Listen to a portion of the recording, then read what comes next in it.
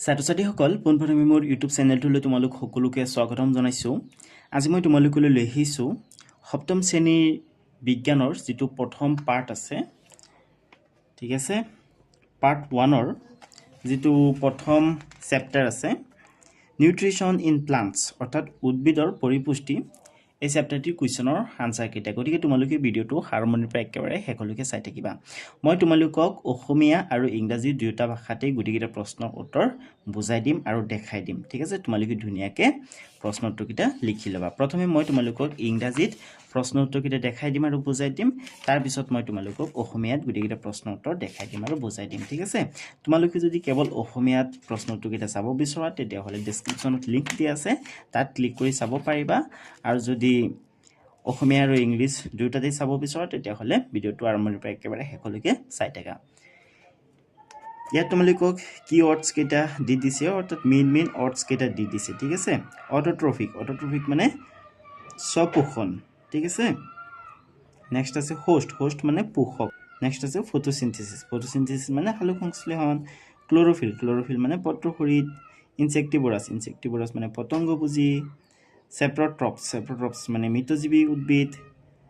হিটোট্ৰপছ মানে পৰপক্ষী বা পৰপুষ্ট। নিউট্ৰিয়েণ্ট মানে পৰিপোষক। চেপ্ৰট্ৰফিক মানে মৃতজীৱীয়।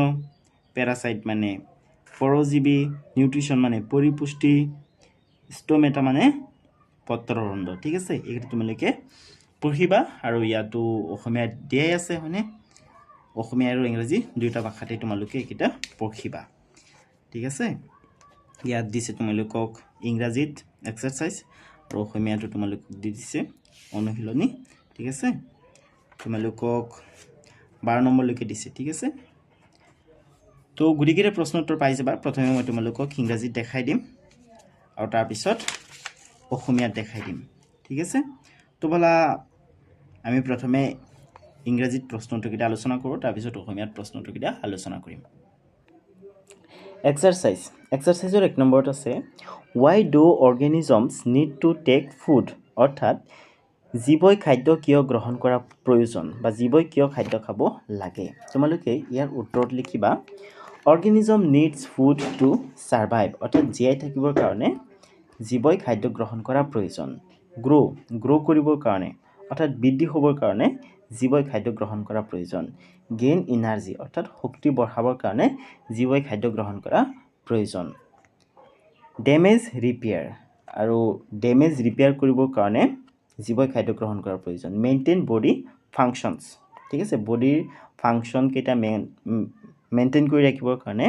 জীৱই খাদ্য গ্ৰহণ কৰা প্ৰয়োজন। আদাৰ এক্টিভিটিছ আৰু বেলেগ কাৰ্যকলাপৰ বাবে জীৱই খাদ্য গ্ৰহণ কৰাৰ প্ৰয়োজন, ঠিক আছে। অৰ্থাৎ জীৱই খাদ্য গ্ৰহণ কৰিবই লাগিব, ঠিক আছে। জীৱই যদি খাদ্য গ্ৰহণ নকৰে তেতিয়াহ'লে জীয়াই থাকিব নোৱাৰিব। এতিয়া 2 নম্বৰত চোৱা, তোমালোকক 2 নম্বৰত দিছে distinguish between A parasite and এ চেপ্ৰট্ৰফ, ঠিক আছে। তাৰমানে তোমালোকক পৰজীৱী উদ্ভিদ আৰু মৃতজীৱী উদ্ভিদৰ মাজৰ পাৰ্থক্য লিখিবলৈ দিছে, ঠিক আছে। গতিকে তোমালোকে উত্তৰ দি এইদৰে এটা তালিকা বনাই এনেকৈ লিখিবা। তোমালোকে প্ৰথমে ওপৰত লিখি ল'বা পেৰাচাইট বুলি আৰু ইফালে লিখিবা চেপ্ৰট্ৰফ, ঠিক আছে। পেৰাচাইট মানে হৈছে পৰজীৱী উদ্ভিদ আৰু চেপ্ৰট্ৰফ মানে মৃতজীৱী উদ্ভিদ, ঠিক আছে। ওপৰত পেৰাচাইট দি সেইদৰে লিখিবা the organism that grows on the body of other organism and derives nutrients from it is known as a parasite, ঠিক আছে। পেৰাচাইট মানে হৈছে পৰজীৱী উদ্ভিদ। তাৰমানে যিবিলাক উদ্ভিদে বেলেগ উদ্ভিদৰ ওপৰত গ্ৰ' কৰি সেইবিলাকৰ পৰা নিউট্ৰিয়েণ্টছ লৈ জীয়াই থাকে সেইবিলাকক পেৰাচাইট বুলি কোৱা হয়, অৰ্থাৎ পৰজীৱী উদ্ভিদ বুলি কোৱা হয়, ঠিক আছে। পেৰাচাইটবিলাক সম্পূৰ্ণৰূপে বেলেগ উদ্ভিদৰ ওপৰত নিৰ্ভৰ কৰে, বেলেগ উদ্ভিদৰ পৰা নিউট্ৰিয়েণ্টছ লৈ জীয়াই থাকে। আৰু চেপ্ৰট্ৰপছবিলাক অলপ ডিফাৰেণ্ট হয়, ঠিক আছে। চেপ্ৰট্ৰফ তাৰমানে মৃতজীৱী। চেপ্ৰট্ৰপছবিলাকেও বেলেগৰ পৰা নিউট্ৰিয়েণ্টছ লৈ জীয়াই থাকে, বাট সিহঁতে মৃত উদ্ভিদ বা মৃত জীৱ জন্তু বা গেলি পচি যোৱা বস্তুৰ পৰা নিউট্ৰিয়েণ্টছ অবটেইন কৰিব পাৰে, আহৰণ কৰি জীয়াই থাকে, ঠিক আছে। তো তোমালোকে এইটো লিখিবা the organism that obtains nutrients from the dead and decaying organic matter is called saprotroph. বুজিলানে? চেপ্ৰট্ৰফ মানে পৰজীৱী উদ্ভিদ। পৰজীৱী উদ্ভিদবিলাকে গেলা পচা বস্তু বা মৃত জীৱ জন্তু বা ডিকে হৈ থকা কিবা বস্তুৰ পৰা নিউট্ৰিয়েণ্টছ অবটেইন কৰি সেইবিলাকৰ ওপৰত গ্ৰ' কৰে ঠিক আছে তাৰপিছত এক্সাম্পল দিবা অৰ্থাৎ উদাহৰণ দিবা এক্সাম্পল অফ পেৰাচাইটছ আৰ কাস্কুটা এণ্ড অৰ্চিডছ ঠিক আছে দুটা এক্সাম্পল দিয়া হৈছে ইয়াত আৰু ইয়াতো আই থিংক দুটা দিয়া আছে examples of saprotrophs are fungi and some bacteria তো এতিয়া তোমালোকে পেৰাচাইট আৰু চেপ্ৰট্ৰপৰ মাজৰ পাৰ্থক্য লিখিবা এতিয়া তিনিত চোৱা তোমালোকক তিনিত দিছে how would you test the presence of starch in leaves অৰ্থাৎ তোমালোকক কৈছে যে পাতত শ্বেতসাৰৰ উপস্থিতি চাবলৈ তুমি কেনেদৰে পৰীক্ষা কৰিবা বা পাতত শ্বেতসাৰ বা ষ্টাৰ্ছ আছে নে নাই সেইটো তুমি কেনেকৈ পৰীক্ষা কৰিবা ঠিক আছে তো তোমালোকে উত্তৰটো এদৰে লিখিবা when starch reacts with an iodine solution it takes on a characteristic dark blue color ঠিক আছে যেতিয়া ষ্টাৰ্ছে অৰ্থাৎ শ্বেতসাৰে আয়োডিনৰ দ্ৰৱৰ সৈতে অৰ্থাৎ আয়োডিনৰ সলিউশ্যনৰ সৈতে বিক্ৰিয়া কৰে তেতিয়া ষ্টাৰ্ছৰ কালাৰ ডাৰ্ক ব্লু হৈ যায় ঠিক আছে বা তোমালোকে ব্লেক ব্লু বুলি ক'ব পাৰা ঠিক আছে তাৰমানে অলপ গাঢ় নীলা হৈ যায় ঠিক আছে If a few drops of iodine solution are applied to a leaf and a dark blue color develops, the existence of starch in the leaf is confirmed. ঠিক আছে যদি এটা পাতত কেইটোপালমান আয়োডিনৰ দ্ৰৱ দি দিয়া হয় আৰু সেই পাতৰ ৰং যদি ডাৰ্ক ব্লু হৈ যায় তেতিয়াহ'লে পাতত ষ্টাৰ্চ থকাটো নিশ্চিত ঠিক আছে এইটো কনফাৰ্ম হৈ যাব যে পাতত ষ্টাৰ্চ বা শ্বেতসাৰ আছে ঠিক আছে বুজিলানে তো এতিয়া তোমালোকে লিখি ল'বা একেবাৰে শ্বৰ্ট ফৰ্মত উত্তৰটো লিখিছোঁ যাতে তোমালোকৰ প্ৰব্লেম নহয় তো বলা এতিয়া 4 নম্বৰত কি দিয়া আছে চাওঁ এতিয়া 4ত চোৱা তোমালোকক 4ত দিছে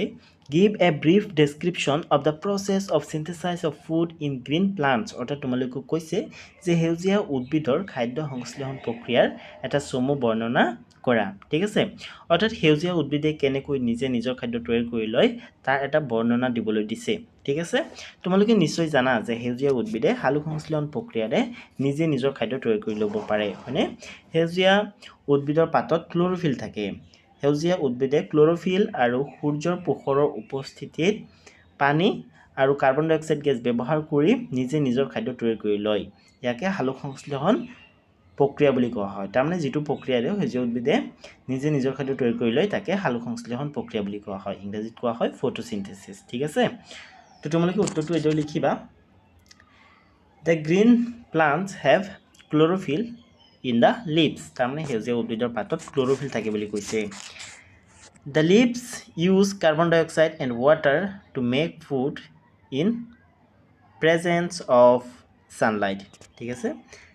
তাৰপিছত লিখিবা food making process in green plant is called photosynthesis ঠিক আছে এদৰে লিখিবা এদৰে লিখি তোমালোকে এই সমীকৰণটো লিখি দিবা ঠিক আছে কাৰ্বন ডাই অক্সাইড আৰু ৱাটাৰৰ মাজত বিক্ৰিয়া ঘটে আৰু কাৰ্বহাইড্ৰেট আৰু অক্সিজেন উৎপন্ন হয় ঠিক আছে এই বিক্ৰিয়াটো কিহৰ উপস্থিতিত ঘটে সানলাইট অৰ্থাৎ সূৰ্যৰ পোহৰ আৰু ক্লৰোফিলৰ উপস্থিতিত ঘটে ঠিক আছে তো এইদৰে তোমালোকে ধুনীয়াকৈ উত্তৰটো লিখি দিবা এতিয়া 5 নম্বৰত চোৱা তোমালোকক 5 নম্বৰত দিছে show with the help of a sketch that plants are the ultimate source of food ঠিক আছে তোমালোকক কৈছে যে চিত্ৰ সহায়ত দেখুৱা যে উদ্ভিদবোৰ খাদ্যৰ মূল উৎস ঠিক আছে তোমালোকক এটা চিত্ৰ সহায়ত দেখুৱাবলৈ দিছে যে উদ্ভিদবোৰ খাদ্যৰ মূল উৎস চিত্ৰ সহায়ত বা এটা ডায়াগ্ৰামৰ সহায়ত ঠিক আছে গতিকে তোমালোকে উত্তৰ দি প্ৰথমে এইখিনি লিখিবা তাৰপিছত চিত্ৰটো কেনেকৈ আঁকিব লাগিব মই দেখাই দিম sketch to show that plants are the ultimate source of food ঠিক আছে অৰ্থাৎ তলত দিয়া স্কেটচটোৱে উদ্ভিদ যে খাদ্যৰ মেইন উৎস হেতু দেখুৱাব ঠিক আছে তো তোমালোকে এই চিত্ৰটো লিখি দিবা অৰ্থাৎ এই ডায়াগ্ৰামটো বা স্কেটচটো লিখি দিবা সোলাৰ এনাৰ্জি গ্ৰীন প্লান্টস হাৰ্বিভোৰছ কাৰ্নিভোৰছ ডিকম্পোজাৰ্ছ ঠিক আছে সোলাৰ এনাৰ্জি অৰ্থাৎ সৌৰ শক্তি সেউজীয়া উদ্ভিদে সৌৰশক্তি ব্যৱহাৰ কৰি নিজে নিজৰ খাদ্য তৈয়াৰ কৰি লয় হয়নে আৰু সেউজীয়া উদ্ভিদবিলাকক হাৰ্বিভোৰছবিলাকে খাই জীয়াই থাকে হয়নে হাৰ্বিভোৰছ মানে গৰু ছাগলী হৰিণা এইবিলাকে খাই জীয়াই থাকে হয়নে গৰু ছাগলী হৰিণা এইবিলাকক কাৰ্নিভোৰবিলাকে খাই জীয়াই থাকে ঠিক আছে আৰু গ্ৰীণ প্লান্ট হাৰ্বিভোৰছ কাৰ্নিভোৰছ অমনিভোৰছ এইবিলাক মৰাৰ পিছত এইবিলাকক ডিকম্প'জাৰ্ছবিলাকে অৰ্থাৎ বিয়োজকবিলাকে খাই বিয়োজিত কৰি পেলায় হয়নে অৰ্থাৎ যদি গ্ৰীণ প্লান্টছ নাথাকিলেহেঁতেন বা সেউজীয়া উদ্ভিদ নাথাকিলেহেঁতেন তেনেহ'লে হাৰ্বিভোৰছ কাৰ্নিভোৰছ অমনিভোৰছ আৰু ডিকম্প'জাৰ্ছ এইবিলাকৰ খাদ্য নাথাকিলেহেঁতেন হয়নে গতিকে আমি ক'ব পাৰি যে উদ্ভিদবোৰ খাদ্যৰ মূল উৎস ঠিক আছে সেইদৰে তোমালোকে ধুনীয়াকৈ লিখি দিবা প্ৰথমে উত্তৰ দিবা উত্তৰ দি এইখিনি লিখিবা ঠিক আছে এইখিনি লিখি ইয়াৰ পৰাই তোমালোকে লিখিবা ইয়াত তোমালোকে চিত্ৰটো লিখি দিবা অলপ তলত আহি গ'ল বাট তোমালোকে তলত নিলিখিবা ঠিক আছে এই খালী জেগা যে আছে ইয়াত তোমালোকে চিত্ৰটো লিখি দিবা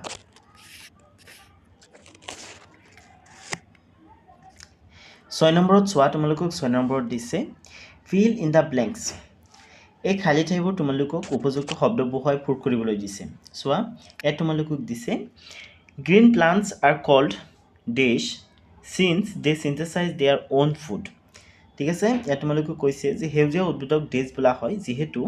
ইহঁতে নিজৰ আহাৰ নিজে প্ৰস্তুত কৰে ঠিক আছে তো সেউজীয়া উদ্ভিদে কি কৰে নিজে নিজৰ আহাৰ প্ৰস্তুত কৰে যাৰ কাৰণে ইহঁতক স্বপোষী জীৱ বুলি কোৱা হয় ঠিক আছে ইংলিছত কোৱা হয় অটোট্ৰপছ ঠিক আছে গতিকে তোমালোকে খাদ্যত লিখিবা অটোট্ৰপছ green plants are called autotrophs since they synthesize their food ঠিক আছে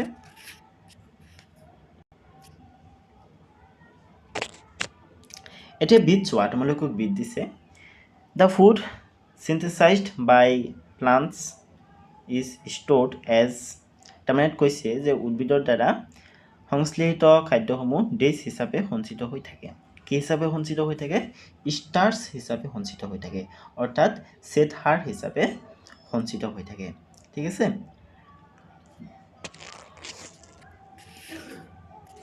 চিট চোৱা চিট দিছে in photosynthesis solar energy is captured by the pigment called ডেছ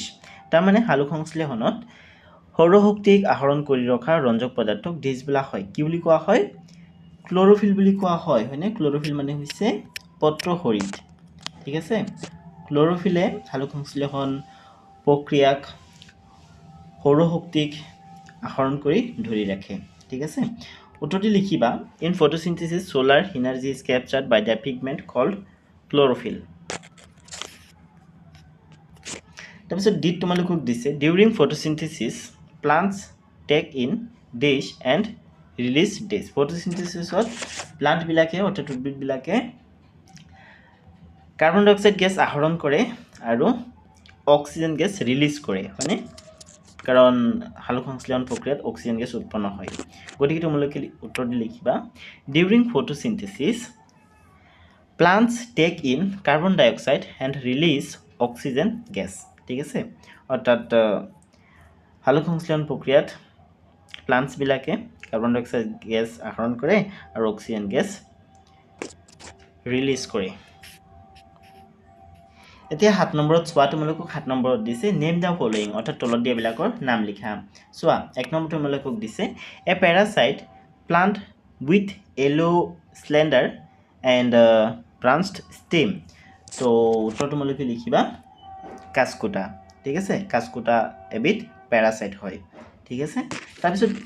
2 নম্বৰত তোমালোকক দিছে এ plant that has both autotrophic and heterotrophic modes of nutrition ঠিক আছে এনেকুৱা এটা প্লান্টৰ নাম লিখিব লাগে বা উদ্ভিদৰ নাম লিখিব লাগে যি স্বপোষী আৰু পৰপোষী বা উভয় ধৰণে পৰিপুষ্টি গ্ৰহণ কৰে ঠিক আছে তো তোমালোকে ইয়াত লিখিব পাৰা পিচাৰ প্লান্ট ঠিক আছে পিচাৰ প্লান্টে স্বপোষী আৰু পৰপোষী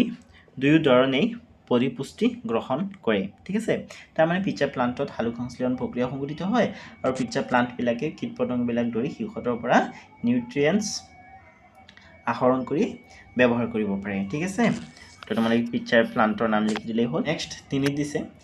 the প'ৰ্ছ through which leaves exchange gas ঠিক আছে পাতত থকা যিটো ছিদ্ৰৰ সহায়ত উদ্ভিদে গেছ এক্সচেঞ্জ কৰে বা গেছ বিনিময় কৰে সেই ছিদ্ৰটোৰ নাম লিখিব লাগে সেই ছিদ্ৰটোক ইংলিছত ষ্টমেটা বুলি কোৱা হয় আৰু অসমীয়াত পত্ৰৰ ৰন্ধ্ৰ বুলি কোৱা হয় ৰন্ধ্ৰ মানে হৈছে ছিদ্ৰ ঠিক আছে পাতত থকা ছিদ্ৰ পত্ৰৰ ৰন্ধ্ৰ তাৰমানে পাতত থকা ছিদ্ৰ ঠিক আছে পাতত ছিদ্ৰ থাকে আৰু সেই ছিদ্ৰৰ মাজেৰে কাৰ্বন ডাই অক্সাইড গেছ পাতৰ ভিতৰত সোমায় আৰু অক্সিজেন গেছ পাতৰ পৰা ওলাই যায় ঠিক আছে নেক্সট 8 তোমালোকক দিছে টিক দ্য কাৰেক্ট আনসাৰ তোমালোকক কেইটামান মাল্টিপল চইচ কুৱেশ্যন দিছে ঠিক আছে চাৰিটা অপশ্যন আছে তাৰ পৰা শুদ্ধ অপশ্যন বাছি উলিয়াব লাগে টিক দ্য কাৰেক্ট আনসাৰ এটা আছে amarbel is an example of autotroph parasite saprotroph host অমৰবেল হৈছে এক প্ৰকাৰৰ পেৰাসাইট ঠিক আছে অৰ্থাৎ পৰজীৱী উদ্ভিদ ই বেলেগ উদ্ভিদৰ ওপৰত গ্ৰো কৰে আৰু বেলেগ উদ্ভিদৰ পৰা নিউট্ৰিয়েন্টছ লৈ জীয়াই থাকে গতিকে ই হ'ব পেৰাসাইট অপশ্যন 2 টো শুদ্ধ হৈ যাব এতিয়া বিট চোৱা বিট তোমালোকক দিছে যে the plant which trap and feeds on insects is ইয়াত চাৰিটা অপশ্যন দিছে ঠিক আছে কাছকুটা চিনা ৰ'জ পিচা প্লান্ট ৰ'জ ঠিক আছে তাৰমানে ইয়াত তোমালোকক কৈছে যে পোক পতংগ খাদ্য হিচাপে গ্ৰহণ কৰা উদ্ভিদৰ নাম লিখা তেনেকৈ মানে কৈছে ঠিক আছে তো পোক পতংগক পিচা প্লান্টে খাদ্য হিচাপে গ্ৰহণ কৰে ঠিক আছে কিতাপত ইমেজ দিয়া আছে পিচা প্লান্টৰ পাতবিলাক কেনেকুৱা ঠিক আছে তো তোমালোকে চাবা কিতাপত পঢ়িবা কিতাপটো তাৰপিছত 9 নম্বৰ তোমালোকক দিছে match the items given in কলম 1 উইথ দোজ ইন কলম 2 তাৰমানে কলম 1 ৰ সৈতে কলম 2 ক মিলাবলৈ দিছে ঠিক আছে তো চোৱা ক্লোৰোফিলটো এটো সৈতে মিলিব লিভ অৰ্থাৎ পাত ঠিক আছে উদ্ভিদৰ পাতত ক্লোৰোফিল থাকে হয়নে গতিকে এটোৰ সৈতে মিলিব নেক্সট আছে নাইট্ৰজেন মানে নাইট্ৰজেনটো বেক্টেৰিয়াৰ সৈতে মিলিব কাৰণ বেক্টেৰিয়াই উদ্ভিদক নাইট্ৰজেনৰ যোগান ধৰে নেক্সট আছে অমৰবেল এক প্ৰকাৰৰ পেৰাসাইট হয় পৰজীৱী উদ্ভিদ হয় গতিকে এটোৰ সৈতে মিলিব নেক্সট আছে এনিমেলছ এটো হিট্ৰট্ৰপছৰ সৈতে মিলিব ঠিক আছে আৰু উদ্ভিদবিলাক হৈছে অটোট্ৰপছ এনিমেলবিলাক হৈছে হিট্ৰট্ৰপছ নেক্সট আছে ইনসেক্টবিলাক পিচা প্লান্টৰ সৈতে মিলিব ঠিক আছে কাৰণ পিচা প্লান্টে ইনসেক্ট ধৰি খাব পাৰে নেক্সট তোমালোকক 10 দিছে mark T if the statement is true and F if it is false ঠিক আছে তাৰমানে তলত দিয়া উক্তিবিলাক যদি শুদ্ধ হয় তেতিয়াহ'লে টি লিখিবলৈ দিছে আৰু অশুদ্ধ হ'লে এফ লিখিবলৈ দিছে ঠিক আছে ট্ৰি মানে ট্ৰু বুজাব অৰ্থাৎ সত্য এফ এ ফলছ অৰ্থাৎ অসত্য ঠিক আছে তো চোৱা 1 নম্বৰত তোমালোকক দিছে carbon dioxide is released during photosynthesis no this is false কাৰণ photosynthesisত উদ্ভিদ বিলাকে অক্সিজেন গেছ ৰিলিজ কৰে হয়নে কাৰণ ফটোসিনথেসিসত অক্সিজেন গেছ উৎপন্ন হয় আৰু কাৰ্বন ডাই অক্সাইড গেছ ব্যৱহাৰ হয় হয়নে গতিকে এটো কি হ'ব ফলছ অৰ্থাৎ অশুদ্ধ বা অসত্য নেক্সট 2 নম্বৰত আছে plants which synthesize their food themselves are called সেপ্টোট্ৰপছ মানে কি সেপ্টোট্ৰপছ মানে হৈছে পৰজীৱী উদ্ভিদ হয়নে গতিকে এটো ফলছ হ'ব যিবিলাক উদ্ভিদে নিজে নিজৰ খাদ্য তৈয়াৰ কৰিব পাৰে সেইবিলাকক কি বুলি কোৱা হয় সেইবিলাকক অটোট্ৰপছ বুলি কোৱা হয় ইয়াত অটোট্ৰপছ হ'লে এটো শুদ্ধ হ'লেহেঁতেন ট্ৰু হ'লেহেঁতেন কিন্তু সেপ্টোট্ৰপছ আছে গতিকে ফলছ হ'ব বুজিলানে তাৰপিছত 3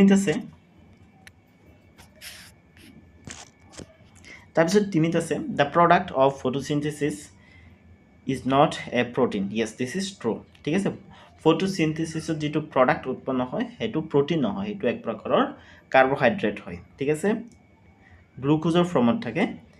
ওকে গতিকে এটো হ'ব ট্ৰু প্ৰোটিন নহয় next solar energy is converted into chemical energy during photosynthesis হয় এটো শুদ্ধ হয় ঠিক আছে ফটোসিনথেসিসৰ সময়ত সৌৰ শক্তি কেমিক্যাল শক্তিলৈ ৰূপান্তৰিত হৈ যায় ঠিক আছে তাৰমানে ৰাসায়নিক শক্তিলৈ ৰূপান্তৰিত হৈ যায় এতিয়া 11 চোৱা 11 তোমালোকক দিছে choose da correct option from the following তলত দিয়া বিলাকৰ পৰা শুদ্ধ অপচনটো বাছি উলিয়াব লাগে which part of the plant takes in carbon dioxide from the air for photosynthesis ঠিক আছে তাৰমানে সালোক সংশ্লেষণৰ বাবে উদ্ভিদৰ কোনটো অংগই কাৰ্বন ডাই অক্সাইড গেছক ভিতৰলৈ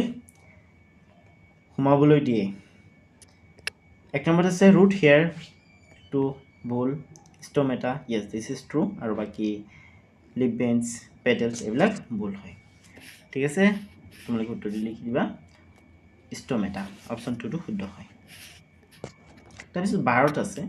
choose the correct option from the following plants take carbon dioxide from the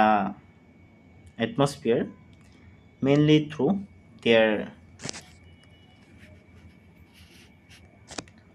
roots stem flowers leaves ঠিক আছে তাৰ মানে এটো শুদ্ধ হ'ব লিফ টু ঠিক আছে 4 নম্বৰটো তাৰ মানে উদ্ভিদৰ পাতত লিপস মানে কি পাতবোৰ ঠিক আছে বহুবচনত আছে প্লুৰাল নাম্বাৰত আছে ঠিক আছে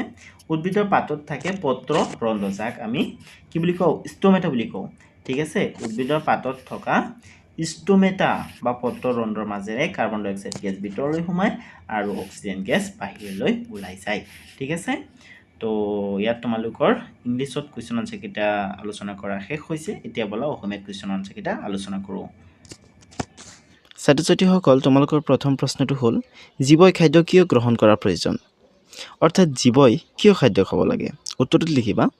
জীৱৰ দেহৰ গঠন আৰু বৃদ্ধি ঘটাবলৈ আৰু জীৱন প্ৰক্ৰিয়া চলাবলৈ শক্তিৰ প্ৰয়োজন হয় খাদ্যই এই প্ৰয়োজনীয় শক্তিৰ যোগান ধৰে হে জীৱই খাদ্য গ্ৰহণ কৰা প্ৰয়োজন মানুহকে ধৰি পৃথিৱীত যিমান জীৱ আছে সকলো জীৱৰে খাদ্যৰ প্ৰয়োজন কোনো জীৱ এনেকুৱা নাই পৃথিৱীত যি জীৱ খাদ্য অবিহনে জীৱিত থাকিব পাৰে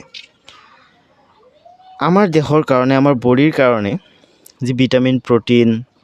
কাৰ্বহাইড্ৰেট ফেটছ যিবিলাক নিউট্ৰিয়েন্টছৰ প্ৰয়োজন হয় এই সকলো নিউট্ৰিয়েন্টছবিলাক আমাক খাদ্যই যোগান ধৰে আমি খাদ্যৰ পৰাই শক্তি পাওঁ খাদ্য অবিহনে জীৱ জীয়াই থাকিব নোৱাৰে ওকে তো তোমালোকে উত্তৰটো এইদৰে লিখিবা আৰু মোৰ হেণ্ডৰাইটিং সিমান ভাল নহয় তোমালোকে কেয়াৰফুলি লিখিবা স্পেলিংবিলাক ভুল নকৰিবা ছাত্ৰ-ছাত্ৰীসকল তোমালোকক কুৱেশ্যন 2 দিছে পাৰ্থক্য অৰ্থাৎ ডিষ্টিংগুইশ লিখা পৰজীৱী আৰু মৃতজীৱী পৰজীৱী আৰু মৃতজীৱীৰ মাজৰ পাৰ্থক্য লিখিব লাগে ছাত্ৰ-ছাত্ৰীসকল তোমালোকে এই ইংলিছ ৱৰ্ডবিলাক মুখস্থ কৰি ৰাখিবা এইবোৰ তোমালোকৰ কাৰণে বহুত ইম্পৰ্টেণ্ট হয় যদিও এইবোৰ এক্সামত নাহে তথাপিও তোমালোকৰ কাৰণে এইবোৰ বহুত ইম্পৰ্টেণ্ট হয় ওকে গতিকে তোমালোকে ইংলিছ ৱৰ্ডবিলাক মুখস্থ কৰি ৰাখিবা তোমালোকে উত্তৰটোত লিখিবা পৰজীৱী উদ্ভিদবোৰে জীৱিত উদ্ভিদ বা প্ৰাণীৰ পৰা খাদ্য আহৰণ কৰে কিন্তু মৃতজীৱী উদ্ভিদবোৰে মৃত আৰু গেলাপচা বস্তুৰ পৰা খাদ্য আহৰণ কৰে ছাত্ৰ-ছাত্ৰীসকল তোমালোকক 3 দিছে পাতত শ্বেতসাৰৰ উপস্থিতি চাবলৈ তুমি কেনেদৰে পৰীক্ষা কৰিবা ইয়াত কৈছে গছৰ পাতত যে শ্বেতসাৰ থাকে অৰ্থাৎ ষ্টাৰ্চ থাকে তাৰ উপস্থিতি তোমালোকে কেনেদৰে চেক কৰিবা তো ছাত্ৰ-ছাত্ৰীসকল এই পৰীক্ষাটো অলপ দীঘল হয় বাট একেবাৰে ইজি হয় তোমালোকে এবাৰ যদি বুজি লোৱা তেনেহলে মুখস্থ কৰাৰ কোনো প্ৰয়োজন নাই তোমালোকে নিজেই এক্সামত লিখিব পাৰিবা তোমালোকে উত্তৰটো এইদৰে লিখিবা দুজোপা টাবত ৰোৱা একেজাতীয় উদ্ভিদ লোৱা হ'ল ইয়াৰে এজোপা উদ্ভিদ 72 ঘণ্টাৰ বাবে আন্ধাৰত ৰখা হ'ল আনজোপা উদ্ভিদ সূৰ্যৰ পোহৰত ৰখা হ'ল এতিয়া প্ৰতিজোপাৰ পৰা এটাকৈ পাত আনি আয়োডিন দ্ৰৱ যোগ কৰা হ'ল আন্ধাৰত ৰখা উদ্ভিদজোপাৰ পাতৰ ৰং গাঢ় নীলা পোৱা নগ'ল কিন্তু পোহৰত ৰখা উদ্ভিদজোপাৰ পাতৰ ৰং গাঢ় নীলা পোৱা গ'ল এই শ্বেতসাৰৰ উপস্থিতি প্ৰমাণ কৰে ছাত্ৰ-ছাত্ৰীসকল কোনো এটা বস্তুত বা কোনো এটা খাদ্য বস্তু যদি আয়োডিনৰ দ্ৰৱ যোগ কৰাৰ পিছত সেই বস্তুটোৰ ৰং যদি গাঢ় নীলা হৈ যায় বা ব্লু এণ্ড ব্লেক হৈ যায় তেনেহ'লে তোমালোকে এইটোৱে গম পাবা যে সেই বস্তুটোত ষ্টাৰ্চ আছে অৰ্থাৎ শ্বেতসাৰ আছে ওকে তো যেতিয়া আন্ধাৰত থকা পাত এটাত আয়োডিনৰ দ্ৰৱ যোগ কৰা হয় তেতিয়া গাঢ় নীলা পোৱা নাযায় আৰু গাঢ় নীলা পোৱা নোযোৱাৰ ফলত আমি এইটোৱে গম পাওঁ যে সেইখিনি পাতত ষ্টাৰ্চ বা শ্বেতসাৰ নাই ওকে তো তোমালোকে উত্তৰটো এইদৰে লিখিবা ছাত্ৰ-ছাত্ৰীসকল তোমালোকক কুৱেশ্যন 4 দিছে সেউজীয়া উদ্ভিদৰ খাদ্য সংশ্লেষণ প্ৰক্ৰিয়াৰ এটা সমূহ বৰ্ণনা কৰা উত্তৰটোত লিখিবা সেউজীয়া উদ্ভিদৰ খাদ্য সংশ্লেষণ প্ৰক্ৰিয়াক সালোক সংশ্লেষণ বুলি কোৱা হয় সালোক সংশ্লেষণ প্ৰক্ৰিয়াত পত্ৰশৰীৰত থকা পাতৰ কোষবোৰে সূৰ্যৰ ৰশ্মিৰ উপস্থিতিত কাৰ্বন ডাই অক্সাইড আৰু পানী ব্যৱহাৰ কৰি কাৰ্বহাইড্ৰেট প্ৰস্তুত কৰাৰ লগতে অক্সিজেন গেছ উৎপন্ন কৰে তোমালোকক কুৱেশ্যন 5ত দিছে চিত্ৰৰ সহায়ত দেখুওৱা যে উদ্ভিদবোৰ খাদ্যৰ মূল উৎস উত্তৰটো এদৰে লিখিবা সেউজীয়া উদ্ভিদ 1 নম্বৰ দি লিখিবা সেউজীয়া উদ্ভিদ 2 নম্বৰ দি লিখিবা তৃণভোজী প্ৰাণী সেউজীয়া উদ্ভিদে সূৰ্যৰ ৰশ্মিৰ সহায় লৈ নিজে নিজৰ খাদ্য তৈয়াৰ কৰে আৰু সেই সেউজীয়া উদ্ভিদক তৃণভোজী প্ৰাণীবোৰে খাই জীয়াই থাকে আৰু মাংসভোজী প্ৰাণীবোৰে তৃণভোজী প্ৰাণীবোৰক খাই জীয়াই থাকে আৰু তৃণভোজী প্ৰাণী আৰু মাংসভোজী প্ৰাণীবোৰক সৰ্বভোজী প্ৰাণীয়ে খাই জীয়াই থাকে আৰু সৰ্বভোজী প্ৰাণী মাংসভোজী প্ৰাণী উদ্ভিদ এই সকলোবোৰক শেষত বিয়োজকে খাই মাটিৰ লগত মিহলাই দিয়ে ওকে তো মই স্ক্ৰীনত ইয়াত ধুনীয়াকৈ এটা হেৰি দি দিম ভিডিঅ'টো এডিট কৰোঁতে মই ইয়াত এটা ইমেজ দি দিম অৰ্থাৎ এটা চিত্ৰ দি দিম সেই চিত্ৰটো তোমালোকে বহিত লিখি ল'বা ছাত্ৰ-ছাত্ৰীসকল এতিয়া কুৱেশ্যন 6ত চোৱা তোমালোকক কুৱেশ্যন 6ত দিছে খালী টাইপৰ কৰা তো ইয়াত 4টা বাক্য দিছে তো মাজে মাজে এটা এটা শব্দ ইয়াৰ পৰা উঠাই দিছে তো শব্দকেইটা বহাই বাক্যকেইটা পূৰ কৰিব লাগে সেউজীয়া উদ্ভিদক ডেজ বোলা হয় যিহেতুকে সিহঁতে নিজৰ আহাৰ নিজে প্ৰস্তুত কৰে তো আমি সকলোৱে জানো যে সেউজীয়া উদ্ভিদে সালোক সংশ্লেষণ প্ৰক্ৰিয়াৰ যোগেদি নিজে নিজৰ আহাৰ প্ৰস্তুত কৰে আৰু সেইকাৰণে সেউজীয়া উদ্ভিদক স্বপোহী বুলি কোৱা হয় অৰ্থাৎ নিজে নিজৰ আহাৰ তৈয়াৰ কৰে স্বপোহী নিজে নিজক পোহ দিয়ে স্বপোহী যাক ইংলিছত অটোট্ৰপছ বুলি কোৱা হয় অ'কে বি উদ্ভিদৰ দ্বাৰা সংশ্লেষিত খাদ্যসমূহ ডেছ হিচাপে সঞ্চিত হৈ থাকে তো তোমালোকে মনত ৰাখিবা এইটো হ'ব চেথাৰ ইংলিছত যাক ষ্টাৰ্ছ বুলি কোৱা হয় ওকে তোমালোকে ইংলিছ ৱাৰ্ডবিলাকো মনত ৰাখিবা বিকজ সেইবোৰো ইম্পৰ্টেণ্ট হয় সালোক সংশ্লেষণত সৌৰ শক্তিক আহৰণ কৰি ৰখা ৰঞ্জক পদাৰ্থক ডেজ বোলা হয় তো ইয়াত তোমালোকে লিখিবা পত্ৰহৰিত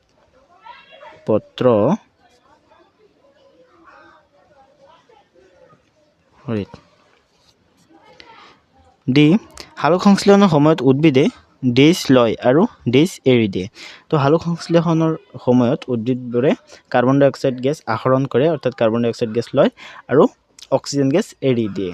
তো ইয়াত লিখিবা CO2 বা কাৰ্বন ডাই অক্সাইড কাৰ্বন ডাই অক্সাইড এইবোৰ তোমালোকে কিতাপত লিখিবা বিকজ ইয়াত জেগা বহুত কম দিয়া আছে চোৱা এটা ৱৰ্ড মই ইয়াত লিখোঁতে একেবাৰে সেইখিনিলৈকে পালেগৈ তো ইয়াত লিখিবা তোমালোকে অক্সিজেন মই অক্সিজেনটো তলত লিখি দি আছোঁ অক্সিজেন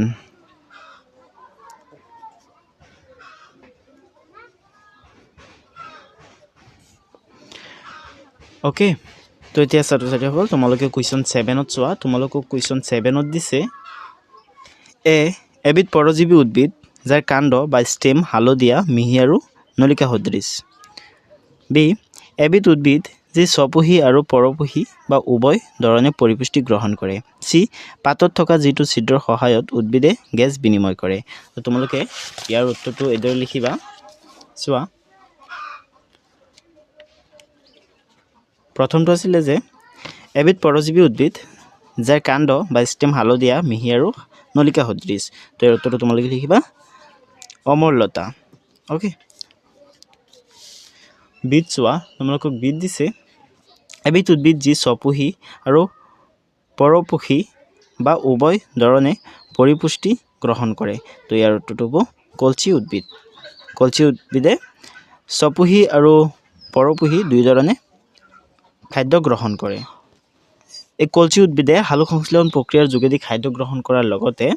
ইহঁতে ইনচেক্ট অৰ্থাৎ পতংগবোৰো ধৰি খাব পাৰে তোমালোকে এতিয়া চিট চোৱা তোমালোকক চিট দিছে পাতত থকা যিটো ছিদ্ৰৰ সহায়ত উদ্ভিদে গেছ বিনিময় কৰে তাক কি বুলি কোৱা হয় সেইটো লিখিব লাগে তো এইটো হ'ব পত্ৰৰন্ধ্ৰ অ'কে ইংলিছত ষ্টমেটা বুলি কোৱা হয় এতিয়া 8 নম্বৰৰ কুৱেশ্যনটোত চোৱা তোমালোকক 8 নম্বৰত দিছে শুদ্ধ উত্তৰটোত চিন দিয়া টিক দ্য কাৰেক্ট আনচাৰ অ'কে তো অমৰলতা স্বপোহী পৰজীৱী মৃতজীৱী পোষকৰ উদাহৰণ তো এইটো হ'ব পৰজীৱী বি এবিধ উদ্ভিদ যি পোক পতংগ খাদ্য হিচাপে গ্ৰহণ কৰে অমৰলতা জবা ফুল কলচি উদ্ভিদ গোলাপ তো আমি অলপ আগতে পাই আহিছোঁ যে কলচি উদ্ভিদে পোক পতংগক নিজৰ খাদ্য হিচাপে গ্ৰহণ কৰে এতিয়া নত চোৱা তোমালোকক নত দিছে ক স্তম্ভৰ লগত খ স্তম্ভ মিলোৱা প্ৰথমটো দিছে পত্ৰসৰিত পত্ৰসৰিত ক'ত থাকে পত্ৰসৰিত থাকে পাতত তো এইটো পাতৰ সৈতে মিলিব পিছতো আছে নাইট্ৰজেন নাইট্ৰজেনটো বেক্টেৰিয়াৰ সৈতে মিলিব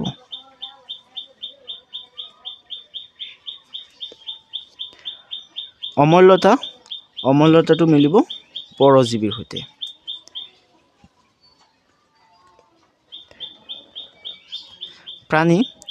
প্ৰাণীটো মিলিব পৰপুষ্ট জীৱ